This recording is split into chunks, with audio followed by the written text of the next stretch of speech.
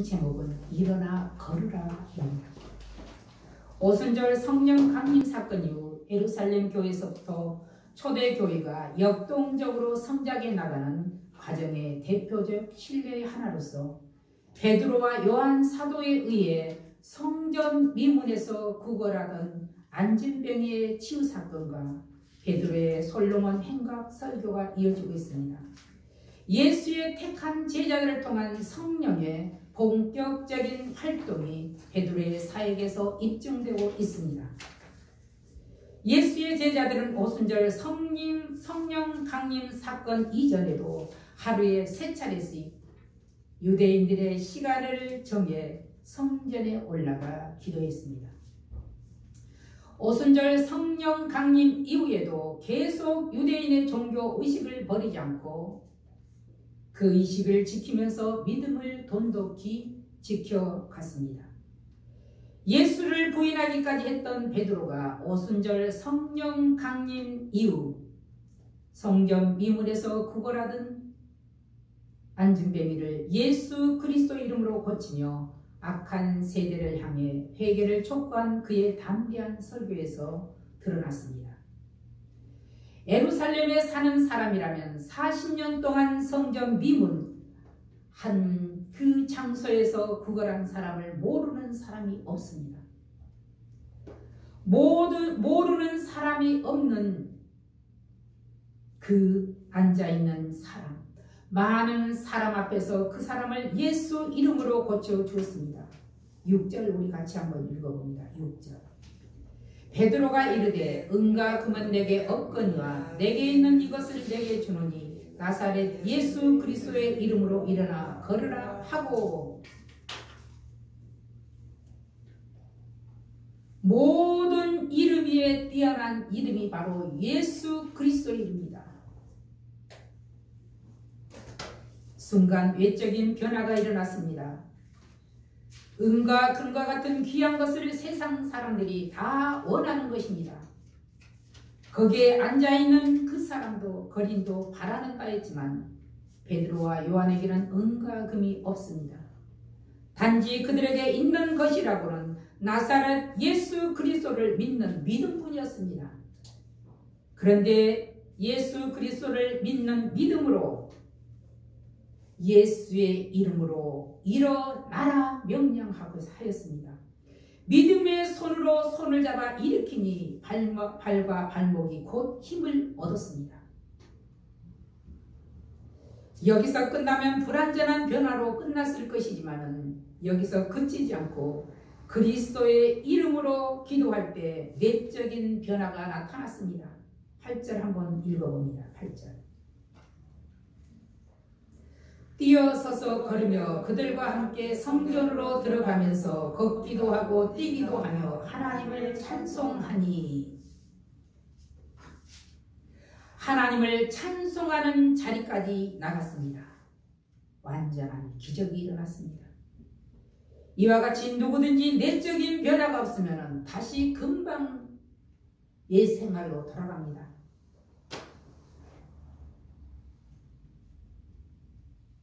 이 사건을 통해서 베드로가 전하고자 하는 궁극적인 목적이 있습니다.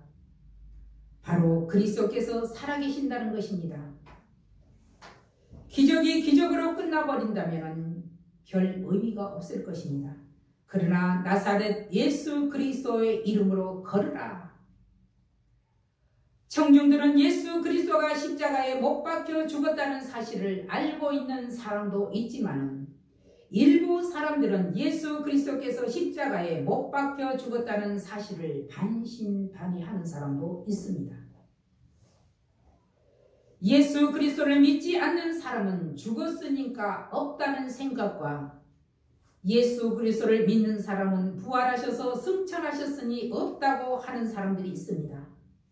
그런데 주님이 있는 것처럼 기적이 일어나고 있습니다. 이는 여전히 이 땅에 그리스도께서 살아 역사하고 계신다는 말씀입니다.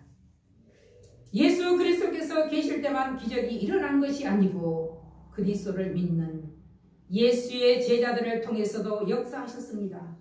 베드로는 분명 갈릴리 출신입니다. 그는 그리스도를 추종하였고 예수 그리스도의 이름으로 선포할 때 예수 그리스도께서 하신 것처럼 기적이 일어났습니다. 오늘날도 마찬가지입니다. 그리스도 자신이 세운 교회와 제자들에게서 현재 진행형으로 계속적으로 기적은 일어나고 있습니다. 여전히 그리스도께서 일하고 계신다는 사실입니다. 지금도 하나님은 제자들을 통해서 역사하십니다.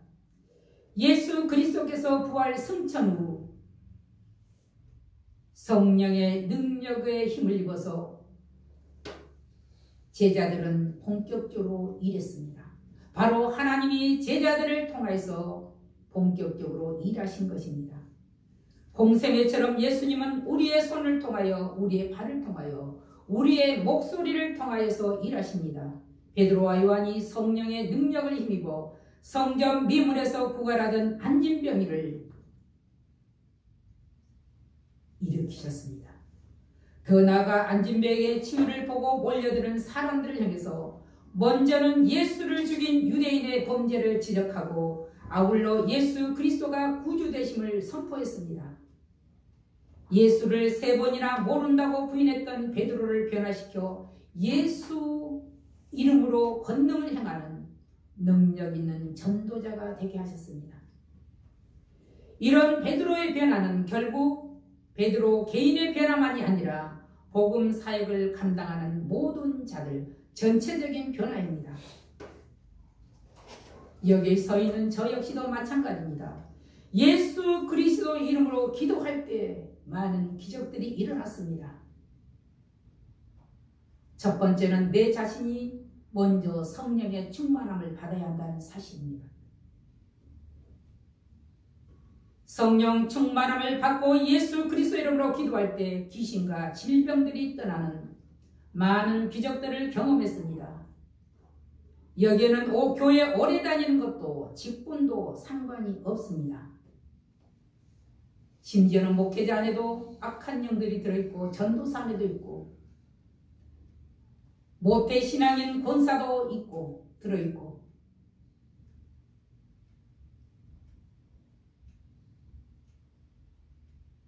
뭘 그럴 수 그렇게까지. 그러나 예수님께서는 말씀하셨습니다. 예수님의 제자들에게 사단이 너희를 밀가부를 듯이 하리라. 심지어는 예수께도 찾아오셔서 하나님 앞에서 찾아오셔서도 보면은 건방을 떨었습니다. 그렇다면 과연 우리는 어떻게 하겠는가?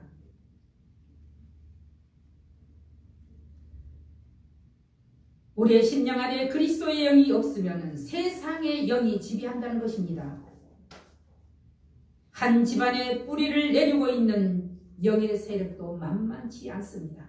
마치 조직 폭력배처럼 끈질깁니다. 많은 사역 중에 한 나이를 저는 잊을 수가 없습니다. 지금은 그도 30대 아마 후반 정도 됐을 겁니다. 온 뼈가 부드러워 걸음을 걷지 못하고 말도 못한 아이가 말을 하고 그 뼈가 단단해져 걷고 뛰고 했습니다. 이렇게 예수의 제자들을 통해서 일어났던 기적은 예수 그리스도를 구주로 믿는 자들을 통해서도 일어난다는 사실입니다. 그렇다면 오늘도 예수 그리스도께서 살아서 역사하신다는 것입니다. 성령으로 역사하십니다. 무엇을 말합니까? 이것은 주님의 나라가 이 땅에 임하는 것입니다. 주님의 나라가 임할 때 기적이 일어납니다. 하나님이 살아계신다는 증거입니다. 어떤 사람을 통해서 역사하십니까? 그 첫째는 기도하는 제자들을 통해서 일하십니다. 1절 보면 제9시 기도 시간에 베드로와 요한이 성전에 올라갈새 베드로와 요한은 충실한 제자였습니다. 이들은 함께 업에 종사하는 동업자로 세례 요한의 때부터 메시아를 기다려온 자입니다. 바로 사모하는 심령이었다는 것입니다. 예수께 인정을 받았고 예수의 사랑을 입은 자들로 함께 사도직을 받은 자들이기도 합니다. 이들은 예수께서 순환 받으실 때 행동을 같이 했던 친구요, 예수께서 부활하신 후에는 예수의 죽음과 부활을 증거하는 동역자입니다. 그들이 복음을 증거한 때는 예루살렘 교회가 수천 명이 넘는 교회로 성장했습니다. 사도로서 일이 많았을 것이지만 그들은 여전히 유대인의 간섭에 따라 제9시 오후 3시에, 우리나라 시간 오후 3시에 기도하러 성전을 찾았습니다. 구약 성경에는 다윗이 그랬습니다. 시편 55편 17절은 저녁과 아침과 정오에 내가 근심하여 탄식하리니 여호와께서 내 소리를 들으시리로다. 다윗도 기도하는 습관에 따라 기도하였습니다. 이슬람 교도들은 하루에 5차례씩 기도하고 있습니다. 사이렌만 울리면은 그 자리에서 자리를 깔든지 아니면 그대로 엎드려서 기도했습니다. 이 일은 언제 하나 싶었습니다. 바쁜 일과 중이라도 시간을 정해놓고 기도한다는 것은 매우 중요한 일입니다. 하나님과 영적 교제를 지속시켜 나가는 일이므로 정상적인 신앙생활을 하는 데는 아주 중요한 것입니다. 사람들이 하는 말 중에 생각은 행동을 낳고 행동은 습관을 낳고 습관은 기적을 낳는다고 합니다. 훈련을 받는 사람과 받지 않는 사람은 같을 수가 없다는 말입니다. 기도에도 습관이 있습니다. 하나님은 기도에 충실한 사람을 통해서 역사를 나타내십니다. 그러므로 기적이 있는 교회여야 합니다. 그 기적은 나를 통해서, 우리를 통해서 일어나야 합니다. 기적이 없는 교회는 그저 친교 단체일 뿐일 것입니다. 그리고 두 번째는 예수 그리스도는 고난당한 자들을 주목하십니다. 본문에 등장하는 사람은 나면서부터 40년 동안 안진뱅이로 구걸했던 사람입니다. 이 사람은 장애가 있기 때문에 일을 할 수가 없습니다. 그래서 누군가가 그 사람을 항상 성전 미문 그 자리에다 앉혀놓았습니다. 그러니 사람들은 그를 공동체에 있어서는 안 될 사람으로 쳐다보았습니다.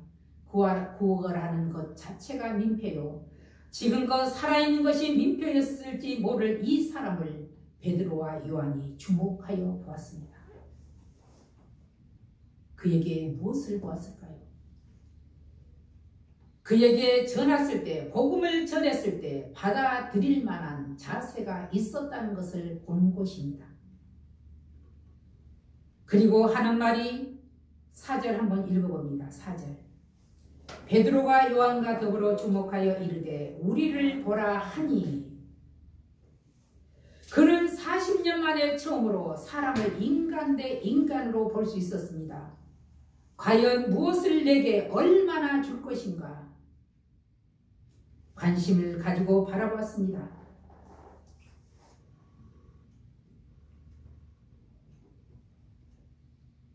이것은 무엇을 의미합니까? 기도함으로 주위를 살피는 지혜가 필요하다는 것입니다. 차이점은 바로 이것입니다. 인간인 나를 보는 것이 아니라 나를 통해 역사하실 줄 믿는 믿음이 우리에게도 있어야 합니다. 오늘날도 관심을 가지고 주님을 주목하여 보는 것이 참으로 중요합니다. 그럴 때 주님께서 우리에게 자비를 베풀어 주십니다. 하나님은 기도할 때 채워주십니다.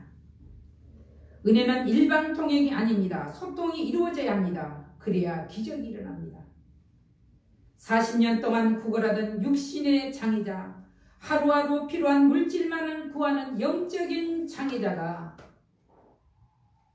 성령의 능력을 힘입어 육신의 질병과 함께 영적 치유함도 받았습니다. 그는 그 자리에서 일어났습니다. 찬양하는 자리로 나아갔습니다. 하나님 앞에 영광을 돌렸습니다.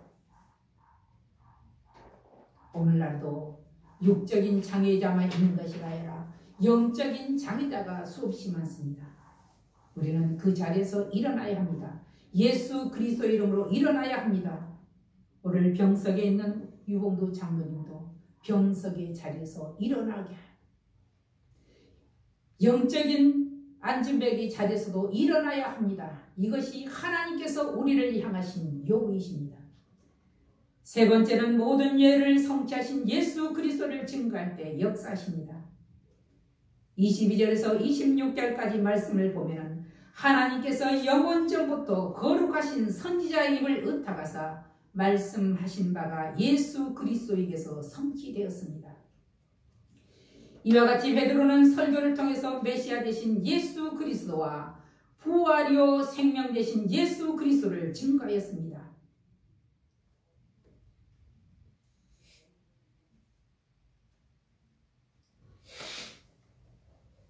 유대인에게는 생명 되신 예수를 그리스도를 너희가 죽였도다 책망했습니다.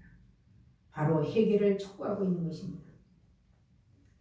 베드로의 설교는 모든 기독교 설교자들에게서 하나의 모범이 되고 있습니다. 베드로는 오직 예수 그리스도를 찬양하며 그의 영광과 삶을 제시하였습니다. 모든 사람들에게. 자신의 덕이나 업적에 대해서가 아니라 예수의 이름에 대해서 그리고 구원과 능력과 영광을 설교했습니다. 오늘날도 만약 성령을 체험하지 않고 예수 그리스도를 단지 개혁자나 도덕적인 선생으로 또 혹은 철학자의 한 사람으로 생각하고 따른다면 인간의 옷을 입고 오신 예수 그리스도의 진정한 의미를 이해하지 못한 것입니다. 예수 그리스도는 지금도 살아 역사하십니다. 베드로의 설교는 무엇을 의미하고 있습니까? 무엇입니까? 베드로의 첫 번째 설교는 오순절 성령 강림의 방언의 계기로 주어진 것이었습니다. 그리고 두 번째 설교는 안진병이를 고쳐준 기적의 사건을 계기로 행하여진 것입니다. 베드로의 설교를 계기로 3,000명이 회개한 사실과 안진병이를 일으킨 이적을 계기로 사도들에게 대한 핍박과 반발이 시작되었습니다. 이렇게 옳은 일을 하고도 뭇 사람들에게 비난과 핍박을 받는 경우는 허다합니다. 아무튼 베드로의 설교는 두 가지 내용을 담고 있습니다. 첫째는 이적은 개인의 능력으로 되어지는 것이 아니라 예수 그리스도의 이름을 믿는 믿음이 이 일을 가능케 한다는 것이 내용입니다. 그리고 두 번째는 예수 그리스도는 구약 성경에 예언된 하나님의 아들로서 인간의 죄를 대신하여 십자가에서 죽으시고 장사된 지 사흘 만에 부활하사 하나님 우편에 계신 그리스도라는 고 증거하고 있습니다. 그러므로 예수를 죽인 무지의 죄를 회개하고 그를 믿어야 할 것을 권면하고 있습니다. 우리 14절 15절을 한번 같이 읽어봅니다. 너희가 거룩하고 의로운 일을 거부하고 도리어 살인한 사람을 놓아주기를 구하여 생명의 주를 죽였도다. 그러나 하나님이 죽은 자 가운데서 그를 살리셨으니 우리가 이 일의 증인이라. 오직 베드로의 설교는 하나님의 아들이신 예수 그리스도의 죽음과 부활을 설명함과 동시에 회개를 요청하고 있습니다. 오늘날에도 변함없이 모든 자들의 증거할 내용은 이 내용입니다. 그러면 예수의 제자를 통한 이적은 우리에게 어떤 교훈을 주고 있는가 하는 것입니다.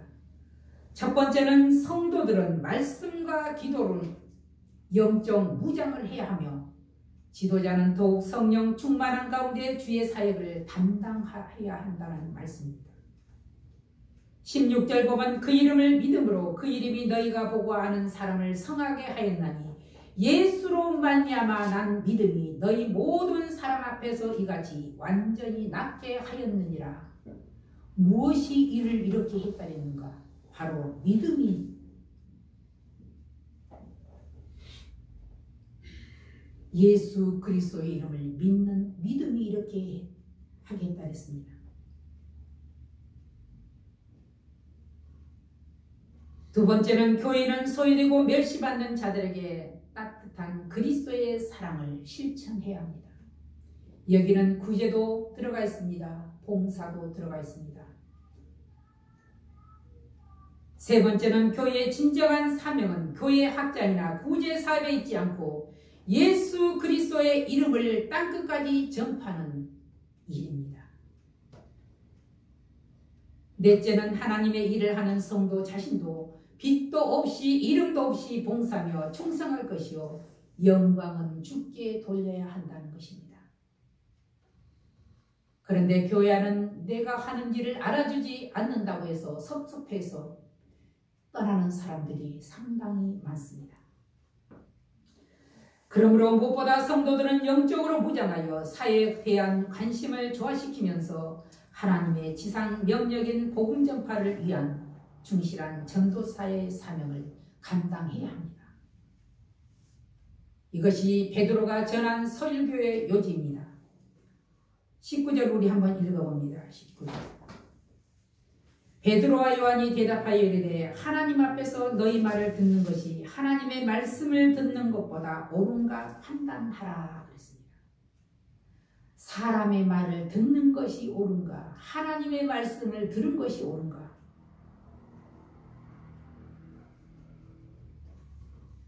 바로 우리에게 주는 결론의 말씀입니다.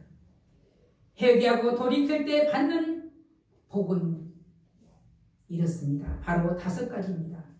첫 번째는 내 하나님 여호와께서 내 손으로 하는 모든 일과 내 몸의 소생과 내 재산을 많게 하시고 그랬습니다. 바로 신명기에 기록되어 있습니다. 그리고 두 번째는 내가 하늘에서 듣고 기뻐 그들의 죄를 사하리라. 예수 그리스도의 이름을 믿을 때 우리의 죄가 사해집니다. 그리고 세 번째는 정령 살고 죽지 아니하리라. 정령 살고 모든 죄인은 다 죽어야 합니다. 그런데 정령 죽고 살지 아니하리라. 영원한 천국을 보장하셨습니다. 그리고 네 번째는 내가 그들의 악행으로 인하여 재앙을 그들에게 내리지 아니하리라. 하나님께서 뜻을 돌이키신다 하셨습니다. 다섯 번째는 우리 죄를 사시며 우리를 불의에서 모든 불의에서 깨끗하게 하실 것이요 그랬습니다. 바로 베드로가 증언한 예수의 능력은 아브라함에게 주신 약속의 구주이십니다. 그의 씨를 통해서 모든 백성들이 복을 받으리라 그랬습니다. 25절에 너희는 선지자들의 자손이요 또 하나님이 너희 조상과 더불어 세우신 언약의 자손이라. 아브라함에게 이르시기를 땅의 모든 족속이 너의 씨로 말미암아 복을 받으리라 하셨으니. 두 번째는 모세에게 주신 약속의 선지자이십니다. 21절 보면 하나님이 영원 전부터 거룩한 선지자들의 입을 통하여 말씀하신 바 만물을 회복하실 때까지는 하늘이 마땅히 그를 받아두리라.